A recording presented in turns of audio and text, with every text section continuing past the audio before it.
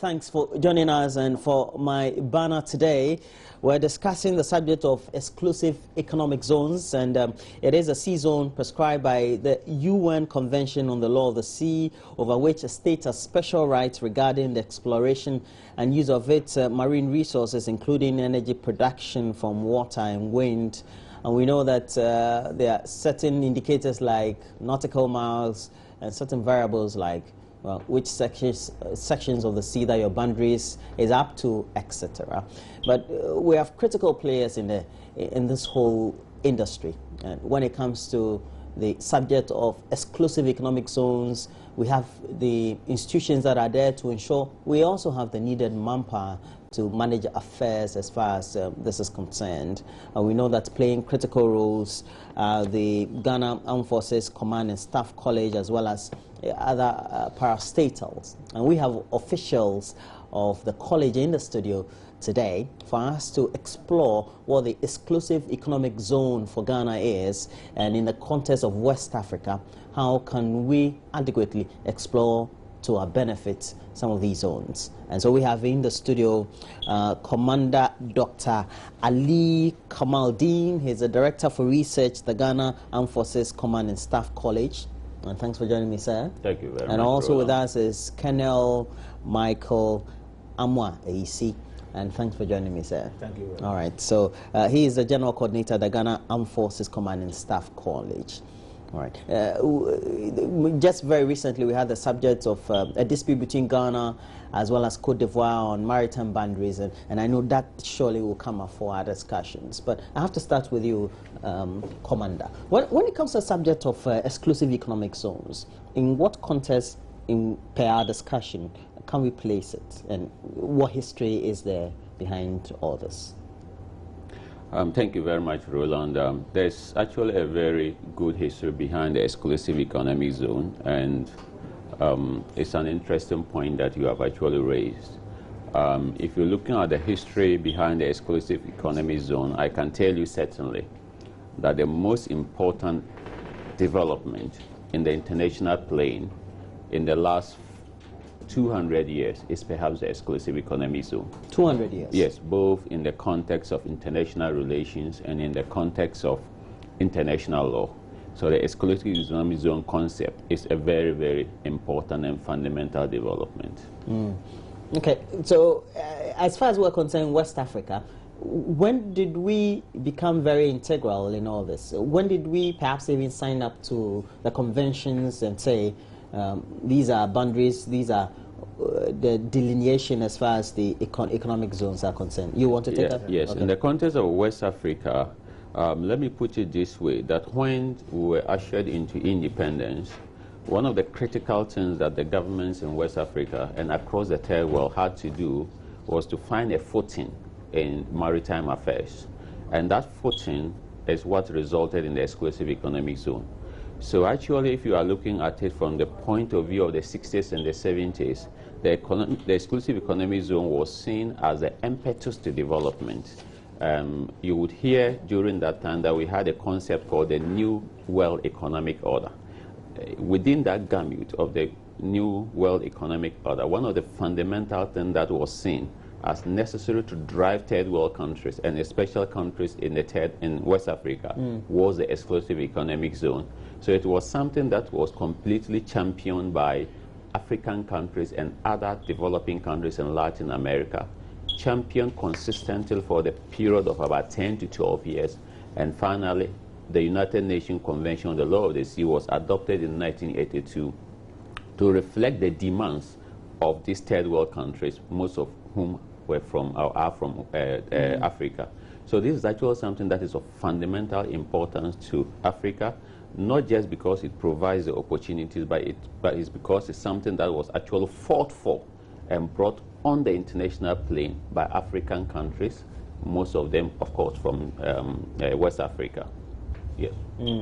We'll talk about that, especially when now that we have a number of the countries discovering oil. This will even become more important than it was, even at the time when they were fighting for it. But we know that the Staff College, as we have it, the Ghana Armed Forces Command and Staff College, has been playing instrumental roles in training personnel of various armed forces across the sub-region.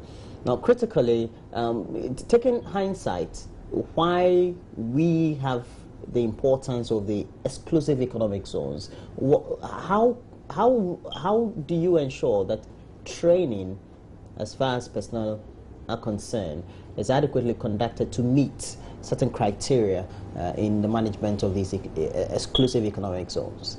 Yeah, I would say that managing that zone is of vital importance, because to all countries, all countries, especially countries that have maritime boundaries, and for us in the training sphere, we need to build up the capacity of the trainees, that's the officer students, so that when they go out there, they will be able to contribute positively towards policy and management of the zone, because we train at the tactical and then the operational level.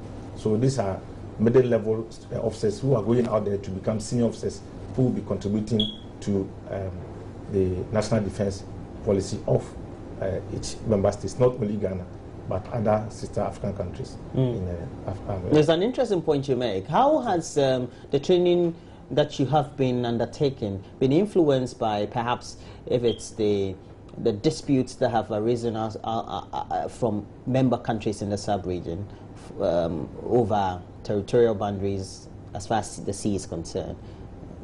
Well, for example, we've had the Bakassi Peninsula. Yeah. That was on for decades, yeah, and resolved only the last few years. Yeah, like the doctor said, this training is centered on conventions and international law and others. So when we get students from all other African countries, or African countries within our area or elsewhere, we all have the same type of exposure and then information. So when it comes to settling disputes, we are all aware of the conventions, and therefore it makes it much easier for us to understand how best to approach the issue, because we all know that this is the convention, and therefore even if there are other parochial interests, still the convention is there, the middle line is there. So it's much more easier for collaboration. That's the essence of the training, especially where we are coming from different backgrounds. It brings a lot more on the table. Well, Commander, what difference is there when we're talking about the exclusive economic zones and the issue about the maritime boundaries, etc.? When you are talking about the exclusive economic zone, you are actually talking about the maritime space that, if you were to measure it from the baseline, and the baseline is a point from which you start determining your maritime space. And so you are talking about from that maritime space up to the outer limit of 200 nautical miles. 200 nautical miles may be about 270 kilometers. On land? On land, thereabout. Okay. So you are talking about this in terms of the seaworld, looking at it in terms of extending into the sea. You are talking about a zone from the baseline to 200 nautical miles. But answering your question, then within these 200 nautical miles, you will have the territorial sea and you have the exclusive economic zone. The territorial sea will be the 12 nautical mile, and any point then beyond the 12 nautical mile to the 200th nautical mile is the exclusive economic zone. Right. So essentially, you are talking about a zone in terms of its lateral distance of 188 nautical miles. What will make it economic? What is economic about a sea boundary that is just that is just in front of a country, so to speak? The word economic was actually one of the compromise that was reached out during the Law of the Sea Conference. In fact, between the period of 1970 or 68 thereabout to 1982. And that was a compromise term. But if you are talking about what makes it economic in terms of the sea, I think I can put that into context with three reinforcing statements. One is that nations devolve from the sea, not from land. No matter how you think about it, we have always been made to believe that the land is so important, but the land is certainly not as important as the sea. So nations devolve from the sea and not from the land. The second statement that I can make is that if you are then not able to control your maritime opportunities, then you are bound to be at the lower levels of development, no matter how much you try. And the third, which is a build-up on that, is that if you look at history, all nations that have risen to greatness, from Carthage through Roman Empire to today, you must be a state that has a coast. So if you are very lucky to have a coast, then you have all the potential to achieve greatness. And that greatness that you can be able to get from the maritime domain is far in excess of what you can get from land in terms of the economic and the socio-economic impact of that potential is far greater on land. So the word economic perhaps emphasizes this aspect of it. But again, it is just not a zone that you have only economic interest. Economic interest is just a layer of the multiplicity of interests or opportunities that there is at the maritime space. You raising the issue of Carthage and etc. Brings into mind Greece, the Ottoman Empire, but all talks about conquest, and it means that you have to conquer. That is in those pre-Asian times in many respects. Yeah, they talked about conquest, but essentially also was about maritime trade. And the ability to harvest your maritime opportunities. That you have to conquer them. So just like the Europeans went to the Americas and did the conquering. Initially it was the Dutch in many respects. But, but as far as in this modern day is concerned, with all the problems that we've been having with maritime disputes, etc., how has your training been shaped in such a way that perhaps personnel are very much aware about current trends? Yeah, it all boils down to the conventions and then the international law stipulates what it stipulates in terms of measuring or determining the maritime boundaries between states. And so as we concentrate on some of these things, our students are made aware that these are the conventions that guide how to determine various boundaries. And therefore, various scenarios are studied, various issues are studied that have risen out of disputes and other things. And therefore, by training on such issues and then analyzing such previous situations, it gives them a broader view of how to determine in their own context how it should be done. And therefore, when they are faced with such problems, originally they know how to handle it, and therefore be able to contribute positively towards the national outlook, because they will become the staff officers who will be providing information for the decision makers. And therefore, if they are much aware and much exposed in that sphere, they will be able to contribute positively towards positive decision. Commander Kamal, you were nodding. You wanted to add something to it? Yes, I wanted to add something to what Colonel is saying, and essentially also to emphasize the fact that even for the normal staff college, the command and staff course, it is just not military personnel that are on the course. As he mentioned earlier, the institution is an institution of excellence. So we have 11 different countries that are currently on the staff course. And when I'm talking about 11 different countries, just not countries in the sub-region, but you are talking of even Tanzania, Zambia and other countries that are on the staff course, Rwanda that are on the course.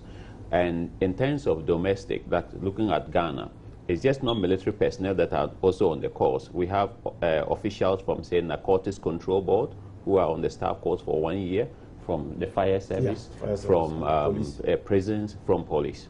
And for the EEZ course itself, it is even much expanded. You have participation from various MDAs and parastatals, from EPA, from Shippers Council, from fisheries, from ports and harbors. So you are building the critical mass of people that should be able to have the knowledge to be able to perform and protect the maritime environment. That is what these trainings that you undertake, why have they become more crucial in the present day and age, if I can use that phrase as a cliche? Yeah, it has become crucial because, you know, no agency or no department can do it all alone. There should be collaboration. And so our college has become a center for interdepartmental training. So you see people from all the MMDs, as he said, and then from other security agencies coming together. And from other countries as well. And from other countries. And from those countries too, you have civil servants? Exactly. Some do come. And even last year, the last course, people came from Nigeria and others to join the EEZ course. I mean, what we're having this week. And so by so doing, we build a capacity for the national effort. I mean, we all come on board and we have the same platform where we can share ideas and then assimilate other knowledge, and therefore prepare ourselves to be able to perform functionally in our various duties. So it's a very good thing. In shaping course curricula, Commander Kamaldeen, what do you take into cognizance? You take into cognizance the importance of the EUZ, and I can perhaps summarize that in 4 or 5 critical areas. You're looking at resource protection.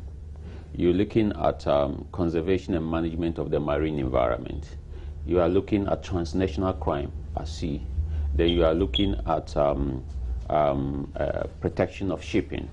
So these 4 critical areas is what shape the course curricula. So you have to be able to develop the program within this 1 week to cover all these areas.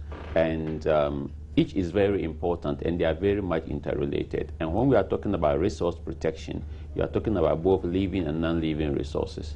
When I'm talking about the course content dealing with transnational crime, you are talking about piracy, but you are talking also about, importantly, things like IUU fishing, that is unlawful, unregulated, unreported fishing, so illegal, unreported, unregulated fishing. But you are also talking about narcotics transshipment at sea.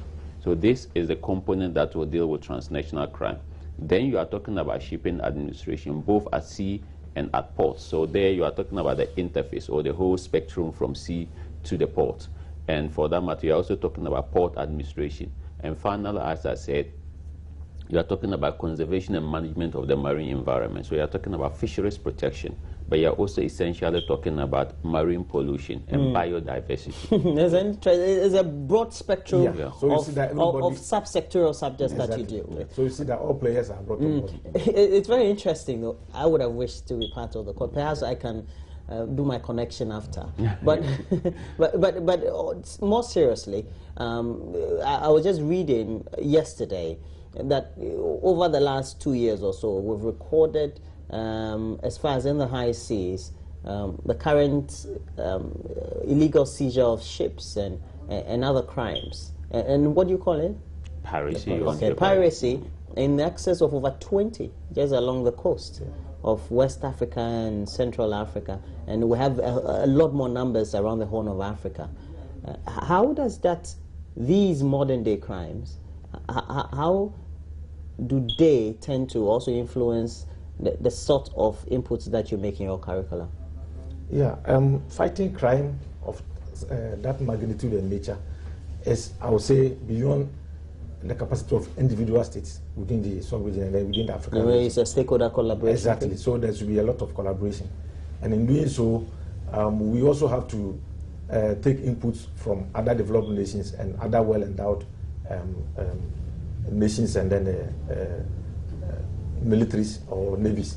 And so when we bring such people in as resource persons, they are able to share with us their experiences and then even give us current strategies that are being used in more developed areas to fight. Like if you go to the East Africa, the Horn of Africa, you have the EU states, even NATO states collaborating to fight piracy there.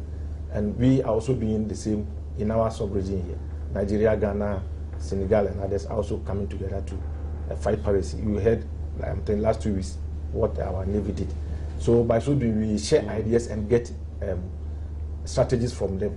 And I saw you pointing at him. He was on the sea too? Oh, no. All right. He's a lecturer. Yes, I know. He's an academic. All right. But if we take all these into perhaps a more broad spectrum of our thinking, how do these crimes that we tend to be reporting tend to also influence, but also affect, inhibit in many instances, the subjects of the exclusive economic zones? Well, in many ways, if you're Perhaps talking as about threats, if you're talking about crimes at sea, and perhaps I can just zero on piracy because you mentioned that in particular. That affects many of the interests that we are dealing with that I just outlined. First of all, there is a relationship between piracy and your resource interests. Piracy actually refers to hijacking of ships. but it can also be in the context of threat to offshore installations. So whether you're fishing vessels, and you remember that the vessel that was hijacked in the last 2 weeks was actually in the last week or the week after last week was a fishing vessel, for instance. So piracy can impact on your fisheries interest significantly, and also can impact on your offshore installations, because it's one crime that is overlaid on the other. And you can see in the case of Nigeria, for instance, attacks at sea has significantly affected their oil potential and their ability to produce. So in the same way, piracy and maritime crimes can also relate to your marine pollution interests and your conservation interests. One of the things that we miss out in discussing at a national level is that our crisis in this whole energy thing, if you remember, started with this West African gas pipeline issue. And the West African gas pipeline problem came because of piracy. It was a piracy incident that resulted in a damage to the West African gas pipeline. And consequently, we in Ghana and other people in the sub-region, that is Togo and Benin, suffered so much because we couldn't have transmission of gas. And even up to today, perhaps the integrity of the gas pipeline is still not as we would want it. So piracy and maritime crime generally can impact on a spectrum of your maritime interests. And such a training, as Colonel mentioned, is supposed to bring synergy and bring people together to be able to handle that. Because to be able to control your maritime interests, you need three critical things. You need the capacity, that is manpower, which this training will bring. You need policy shaping and legal framework, and you need presence. And this will deal with that also. Presence is like the Navy, for instance, being there at sea and maintaining and ensuring that there is order at sea and that our maritime interest is protected, which is what the Navy has been doing a fine job for a very long time. And then you also need the stakeholders to have that capability and capacity, which is what this course will bring on board. And finally, you need policy shaping. And these are middle level officers rising up to management positions in wherever they are, and they'll contribute to policy shaping and policy direction in future. So these three critical areas are very important. And if we look at the output, or if we want the outcomes of this course, it's intended to be able to shape all these three areas. Transferring knowledge is important, and even for the normal military, you have to go to perhaps Fort Knox, somewhere in the US and various bases in the UK, etc., to get training. The Royal Naval College, for example, in the UK is one of the foremost training for the Navy, especially in Africa or West Africa. Well, how do you make sure that when you do all these training regimes that you undertake, you tend to, as a college, track the performance of the students or the produce from your institutions, and make sure that perhaps they are influencing other policy decisions or normal daily administrative procedures in their countries? Yeah, we do, because when you are going on a course outside, you are briefed about the course generally, and you're able to prepare adequately. And then when you come back, you are debriefed, so that we see how much you have benefited and how much change you have accumulated. And also, not only to get the knowledge for yourself, but also to bring in something that can be used to also review or upgrade our stack of, I would say, material that we have back home, so that we can... Especially in Africa, where bureaucracy and the top-notch politically don't want to take any advice from any individual or body politic. Not that per se, but then you see, knowledge is, I would say, dynamic. Day in, day out, new things come up, and then we need to also upgrade so that we can't stagnate. We don't stagnate. So by doing so, we get information here and there from where our people have gone to train, and then we try to use the knowledge they have accumulated and the material that they brought back to upgrade ourselves and so enrich our own programs, so that at least we can be abreast of what is going on internationally. Now the world is in a global economy, and we are moving very fast, so we can't afford to. My next question, I don't know whether it's a very diplomatic question or not, but you have all this being done at the college, lots of training. impacting a lot of knowledge. But we still have dispute with Ivory Coast over maritime boundary. If we do a lot more training, there should have been a lot more synergy and collaboration. And even peaceful coexistence should have been at the brain of all the things that we do. You mean between the countries? Sure. Yeah, and that is why what we are having now is peaceful, isn't it? It's peaceful well, because... it has been peaceful in the past. Yes, it's peaceful also still because what the states have done is to tend to the framework that is in place, which is the United Nations Convention on the Law of the Sea and the dispute settlement mechanism that is inbuilt in the framework, to use it to resolve the dispute. Essentially, it's like you are reverting to a third party in a very peaceful mode and asking the third party that this is my case, this is his case, so please listen to our respective case and resolve this for us. And to the extent that the states are before the International Tribunal on the Law of the Sea, it still shows that the states are actually collaborating in trying to find a way forward. Because at the end of the day, boundaries must be delimited. And unless the states have a unanimous agreement as to how the boundaries should be delimited, then they must turn to a third party. And essentially, the United Nations Convention on the Law of the Sea and the jurisprudence that has accumulated in international law has provided a way that this should be done. And that is why the parties have taken it to the International Tribunal on the Law of the Sea. Actually, within the International Tribunal on the Law of the Sea, but what we are doing now is a special chamber, or if I will call it an arbitral chamber of the Law of the Sea framework, the Law of the Sea Tribunal framework, a special chamber that has been agreed by the parties to settle this dispute in the case of Ghana and Cote d'Ivoire. So that's what we've reached? We're now selecting members of the chamber? No, I think they've actually gone beyond that. Selected members of the chamber already. The chair of the president of the tribunal has been selected, and the parties perhaps are now filing their respective submissions before the court. But how does this then? Okay, you wanted to ask? Yeah, let me add it. Just as we were saying earlier on, we're talking about collaboration and training together. So it will interest you that we have 2 Ivorians on this course. On this very course for the next 1 week. No, they are part of the training since August. Okay, and they're going to take part in this EEZ module. And so, like you're saying, all the conventions and other procedures they will be aware of, and therefore it's much easier collaborating to resolve that dispute. Since we have joint training together, we understand issues the same way. So, I mean, resolving disputes amongst us shouldn't be that much difficult. That is, barring all other influences. Well, can I say more? I'll say better said than done. But in many respects, how do you then have to fuse these practical, perhaps disagreements and challenges that we experience with the training regimes? The practical experience. Yeah, the practical experiences of having these disputes with the training regimes you have. For example, when you're doing the interpretation of the conventions, etc., to your students. Yes, it happens. As Kendall mentioned, as part of the training, of course, this is a training institution. We definitely cannot resolve all issues, between states. But as part of the training, you have scenarios, and the scenario will actually involve things like maritime boundaries, for instance. How do you, what will be the various interpretations? Where will be the points of disagreement? And let's be honest, for every international framework that is in place, it is made up of words, and words are susceptible to different interpretation.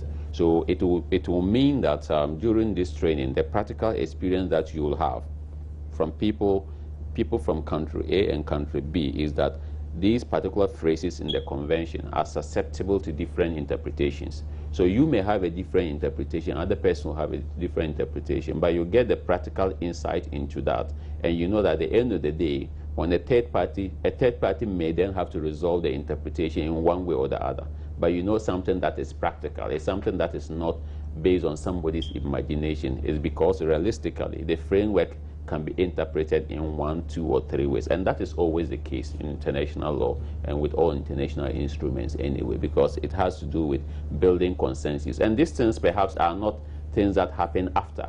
Even in the process of negotiating the international instrument, you would have realized, if you went through the preparatory document, that even from the beginning, people would have had different understanding and interpretations of the various provisions and phrases in the convention. Yes. No. Yeah, if I may add, as part of the module, the participants are made to study past events. I mean, various disputes that has happened and have been resolved. So going through the analysis and then studying them and presenting on such issues, they also draw their own analysis of how the issue was resolved. And by so doing, they sort of tend to dissect the pros and cons of whatever convention and the interpretation that individuals gave to that convention. So it enhances our capacity to understand some of these dicey issues with the interpretation of such conventions, and therefore assist in... according to the UN Special Commission on Narcotics, almost close to a decade now, the West African sub-region has become a hub for transporting illegally narcotics from Latin America through to Europe or the US, or the Americas, so to speak. How do you factor all this in when you're raising your issues with your students as a college? You wanted to answer that? I can say. As I mentioned, transnational crime, maritime transnational crime is one of the fundamental things that you deal with. So in such a course, of course, we all speak about these things in the media, but in such a course, students and participants are made aware of the reality of it, the statistics, the dynamics of the crime, the actors, what is involved, how the crime itself has changed from time to time. Because when we are talking about narcotics transshipment at sea, it is not something that has been static. Those operators have changed their modes of operating, from one mode to the other, adapting to the different challenges or the different responses that are coming from the security agencies. So such knowledge is shared with the participants. But it is also important that they know the legal instruments that are available in tackling such a response, because narcotics is one of the difficult things to deal with, especially when it comes to trying to combat it at sea.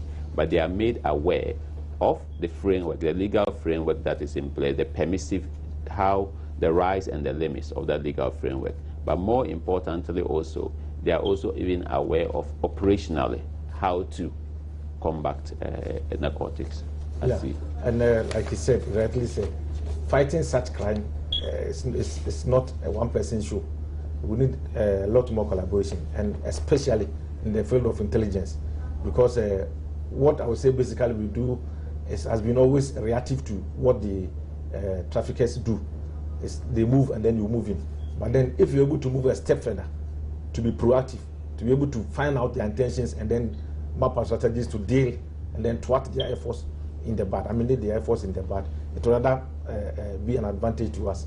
And therefore, not only do we train, but also network among ourselves. As we said, we have a lot more people come from outside Ghana, and then within Ghana, so many departments, so like Narcotic Control Board. So we are sharing ideas as to how they go about their duties and some of their operations vis-a-vis what we also do. So together we build a formidable team that will be able to handle such situations. And by getting other information or other collaborators from outside, it helps us to build a better capacity to handle such this. Because interesting. Well, you do all this, but still we have what do you call it? Transshipment, loads of illegal. Don't forget that such barons or drug traffickers are equally trained, and they're also benefiting from the latest technology. Yeah, the latest technology. Yeah. And I would say they are very smart people. You can get. That's good excuse for you. Oh yeah, a bit. A bit. So they evade. But emphasizing on what he said, even between the route from Latin America to America, there's still transshipment taking place. So even the almighty America, huge tunnels like huge tunnels, and drug traffickers have even been able to do it using submarines. Yes. So that is how sophisticated it is. So it is a crime that keeps changing in its face, and nations and regions will have to also develop the necessary frameworks and capacity to be able to handle that. I was just reading from the Economist magazine, I believe on Friday, that the U.S. government over the last decade spends annually $40 to $50 billion US fighting narcotics around the world, but especially between it and Latin America, including the wars that he always fights in Mexico, Colombia. It's still going on. Yes, it still goes on because that's the base of the narcotics trade. But now, if we have to streamline perhaps what happens as far as for our exclusive economic zones in the sub-region, what is the foremost important thing that always comes to mind for governments in the sub-region, or the rest of Africa, or the people, or the personnel that you train, and their government, and also for you as military or naval people, what in terms of what needs to be done adequately to get them well equipped and make sure the right ideas are sent out there to get them working. Yeah, I would say the right thing, or the most thing that we think of is how to protect our zones in terms of as part of the management of the whole zone. And to be able to protect, you need the various platforms, you need the knowledge, the capacity, and you need the training to be able to operate those platforms. Say, for example, the Navy, it should be able to understand what the whole issue is about, so that they'll be able to map out their strategy and their training to be able to use their platforms to manage the zone well in terms of providing security, like preventing pirates from operating, protecting our fisheries, and then ensuring that the methods that are approved are being used. You will see that occasionally our Navy go out there and then they arrest those fishermen using illegal methods. These are all part of managing the resources that we have in the sea. But then we give our quota, whilst other areas also give their quotas. And so together we manage the thing well, the zone well. Yeah. So taking it from the presence point of view, because I outlined 3 thematic responses that you must have, which is presence, policy framework, policy and legal framework, and then human capacity. So the presence is what your question is bordering on, and that is what Colonel has been emphasizing. The presence is where the ability of the Navy to deploy, to be able to detect, know what is happening, and then be able to arrest, what is happening or prevent the thing from happening. And the Navy will do that in many areas: resource protection, preventing crime, and also managing and ensuring that there's law and order at sea. And that is why the Navy is very important in this context. Of course, it's not just the Navy. The Navy will do this with other stakeholders.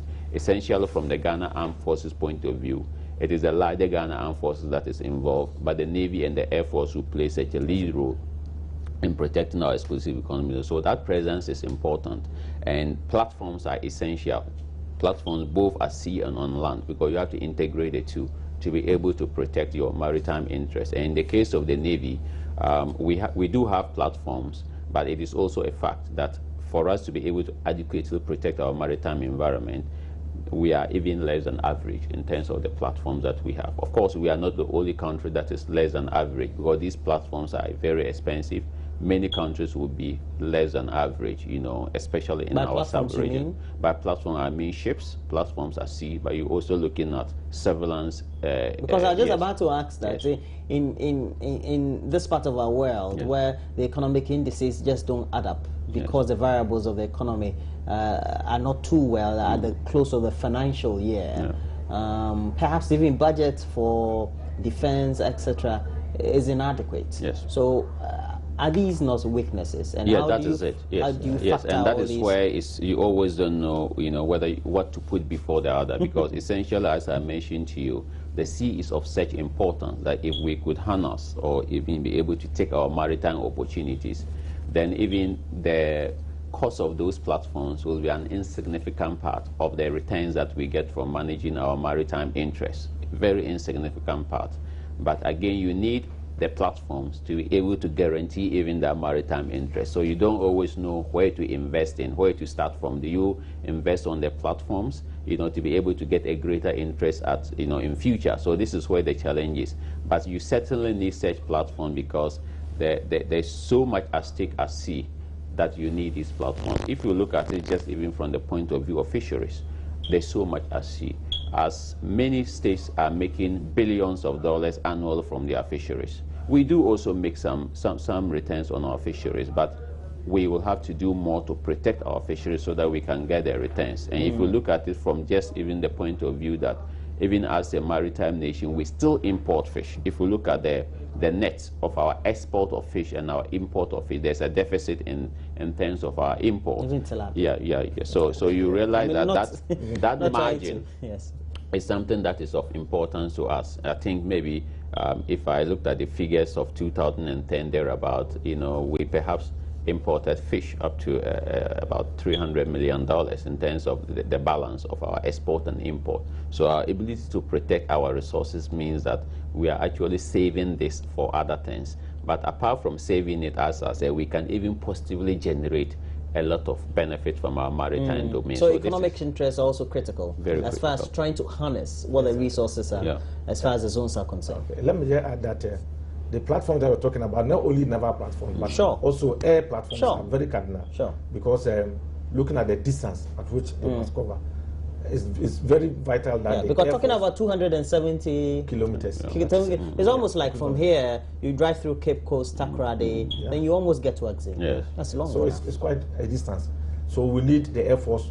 They are very key in assisting the Navy to manage the zone. I mean, providing security. With your interaction with your students, Colonel Isiamwa, do you think there's always, and always will be, this very nuance or perhaps this very struggle in their respective countries between where the priority should lie? Whether, well, economically, we think we should build more social infrastructural projects than perhaps equip the white armed forces to do what they're supposed to do, etc. In respect of this. Yeah, it has always been there. You see, there's always the push and pull of which should be a priority, providing security or providing other social amenities and others. Everybody has his own understanding of this issue, but as you are aware, or as you may accept, security is vital for development to take place. So if there's no stability, I mean, I don't see any country making any impact if there's no stability. But then the stability or peace will not come on a silver platter. You need to invest. And who provide the security? It's the security forces, the police, the army, and the paramilitary and other entities. And therefore, funding them or giving them the implements to work and to provide, especially intelligence, which is very key for the survival of every state and then the effectiveness of every security organization. If you don't have enough intelligence about what is happening around you, even within your country, especially with crime and others, you should be able to be a step ahead of, let's say, armed robbers. If you can have a network of the phones that they use, I mean, they are numbers, and then be able to listen in, you will be able to have a network of who they are dealing with and their movements, and so be a bit proactive. But doing these things is very costly in terms of getting legal instruments to back such approaches, getting money, getting the infrastructure to be able to listen into known criminals and their phone calls. And it's all a lot of money. Even having the vehicles go on patrols, having the weapons, having the training, it's a lot of cost. But which one counts? Commander Kamaldeen, that means you're training in futility. Oh yes, it's of great utility. Not just. No, I mean you're training in futility because. Oh no, we are not. No. I think you rather turn the word and call it utility. We are training for utility. Yes. Okay. Yes, not futility. So you are rather training for utility. Yes, not my question. No, yeah. Whether you're training for. Yeah. So of course there is some platforms for each country to operate with. In our context as a country, we do have some platforms, but critically we need to expand that to be able to get the returns that we need.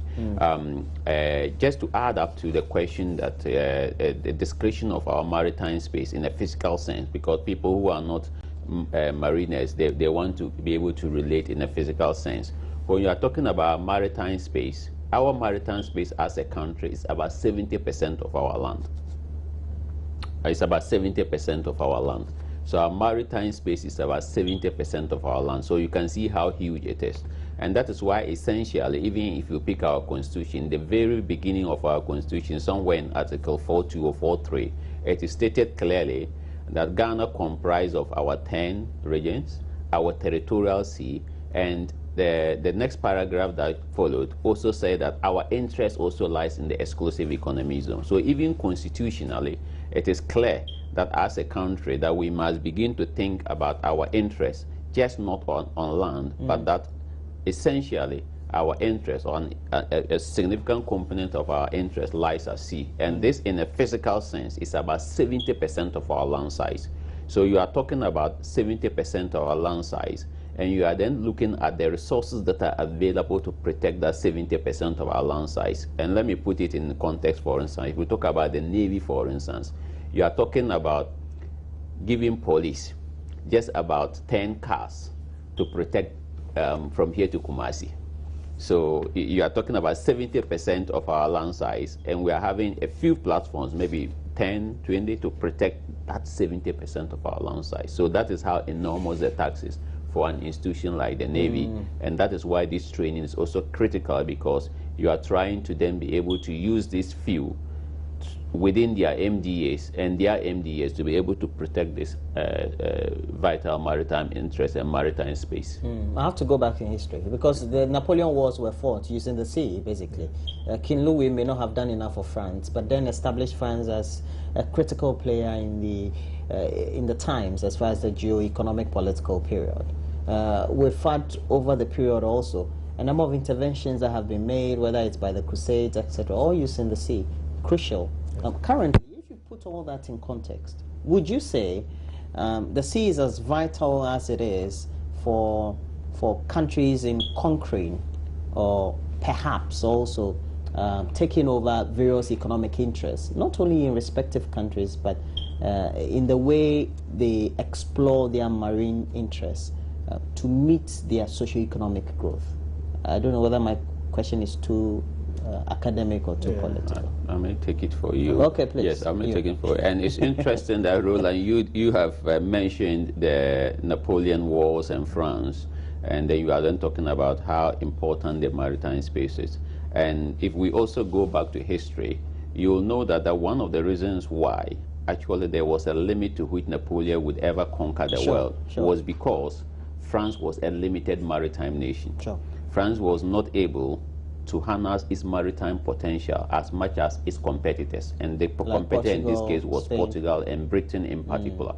So Britain was a maritime nation, and being a maritime nation, it used its maritime opportunities and resources to support its war effort.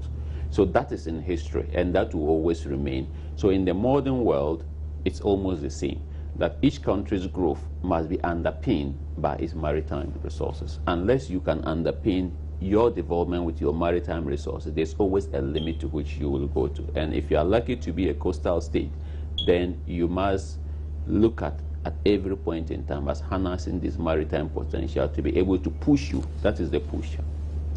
Well, as we wind up our discussions, about the college.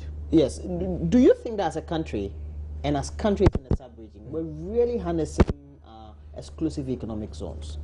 Yeah, this is where the problem is. We have not been able to fully exploit the resources that we have there.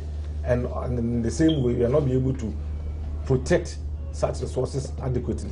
And that is where we continue to look out for better methods and then efforts to get such things well protected. Because if you hear in the news a lot of strange vessels coming to fish without licenses, pirates operating, hindering trade along the coast. Also, the danger they pose to our oil infrastructure, that's bunkering and others, that will affect the trade in terms of oil. So we have a lot to protect, and we have a lot to lose if we don't do the right thing. So it is quite critical that we'll continue to make efforts to be able to protect and manage our resources that we have in the sea. And therefore, this course is in the right direction in building the capacity. And the college, you've been there for how many years now? Not too long. Of course, I double in the college, but not necessarily you. I mean the college. The college has been there for decades. Very long, for decades. Yes, and Kenaramo has been there much longer. But as we said in the intro, the college is supposed to train staff.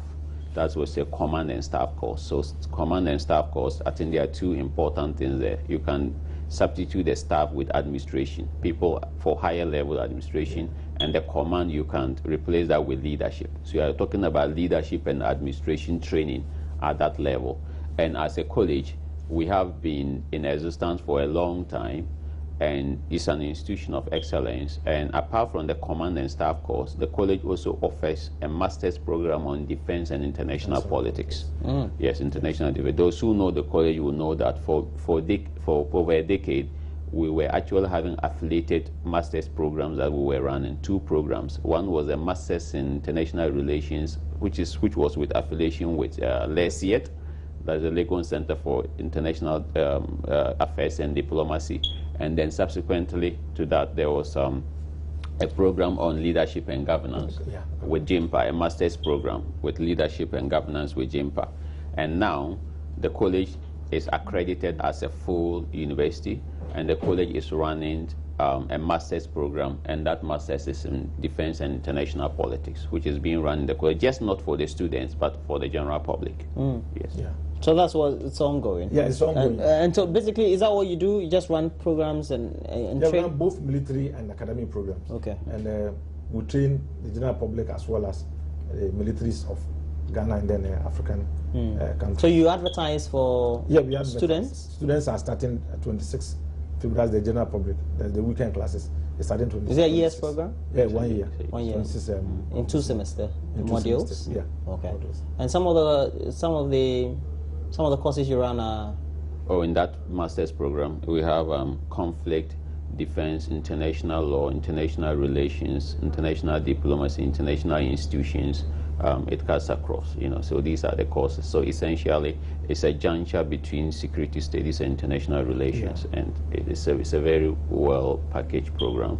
And we do have a very formidable team of lecturers and management, professors and people that take. That's interesting. How do you make sure that then you bring your services closer to the public a lot more? Yeah, as I said, it's open to the general public. Okay. This master's program is not only I know. limited to. I mean, your interaction between the college and then the public. And then we just like what we are doing now, we try to reach out to the public for Just them part to know of the that efforts. we are not just a military institution, but then it's a training center which is open to all and sundry to build a capacity of the nation, and therefore everybody is welcome. We are in the process of rolling out distance learning programs and then other short courses, certificated courses in security and other areas, which will benefit both lower and middle level management as well as. In Africa or Ghana, when they say we're in the process, it means that it's a process of almost a decade.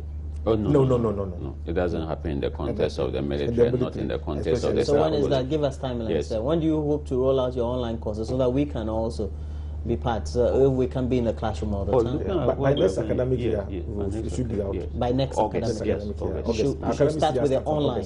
From the online, Or long distance, you call it. Long distance, And this is, So I as can you be say, working and be doing that. Oh, yes. doing it, No yeah. problem. Yes. Aside that, we even have the weekend and the afternoon program. No, I can So come you for a weekend and after. Okay. And in the future, you are looking at even courses like logistics, program in logistics, a program in leadership. So all these are becoming part of the college. And the college has always been very open, especially if you talk to those that we have been dealing with. Yeah. So when you become the it's a dean, listed public university, according to National Accreditation Board. we need a lot more of such colleges, and I think that with expertise coming from the military, that will also augur well. The current program you're running has been from August, is that it? Yeah, and will be ending. Course will be ending in July? No, August this year. August this year. So it's a 1 year It's a program. 1 year. And you say you're having participation from various countries in Africa. 11 countries. 11 countries. Is it expensive? The staff course itself? Yeah. It The is- academic course. The academic course, I would say it's a moderate. It's moderate, yes. Comparable to the other Comparable ones. to right? other ones. Just the same. Yes, comparable to JIMPA and some Yeah, other. no, Yes, that's yeah. It's Because you moderate. give quality. Yeah. Yeah, don't worry. I'm only trying to add value to Yeah, Exactly. yes, yeah. for Yeah, you. yes. Okay, we'll surcharge you. The marketing department will surcharge you, so that you can pay. Yeah, that'll be it. But it's been interesting having a lot more chats with you on this very subject. But we're hoping that we can have a lot more discussions on the exclusive economic zones. But more importantly, also in terms of the knowledge that you are sharing for personnel and other people within the sub-region and the rest of Africa. And thanks for joining me this morning. And I've had in the studio Commander Dr. Ali Kamaldeen. He's the Director for Research, the Ghana Armed Forces Command and Staff College. Thanks for joining me, sir. Thank you very much. And also Colonel Michael Eisiamwa is the General Coordinator for the college as the Ghana Armed Forces Command and Staff College. Thanks also. Thank you very much. Okay, you all have a good morning. Thank you. And thanks also for joining us. And I know that you've enjoyed the discussions, but please always make sure you get interactive on our page on Facebook, Join Us on TV, and also a handle we have on Twitter, Join Us on TV. Just in case you were not able to join us for the full length of the interviews or the regular programming we have on the channel, always make sure you join our channel on YouTube, because we have uploaded hundreds of videos there, and the channel on YouTube is My Joy Online. And so when you get to YouTube, please just type My Joy Online and you get that very channel. And please, you can also type within the bar any of them, whether it's my banner or any of the subject, or look at the videos that are out there and try to click on any of them and just watch for your own exclusivity. In the meantime, though, we're taking a break. When we come back, we'll have a lot more for you.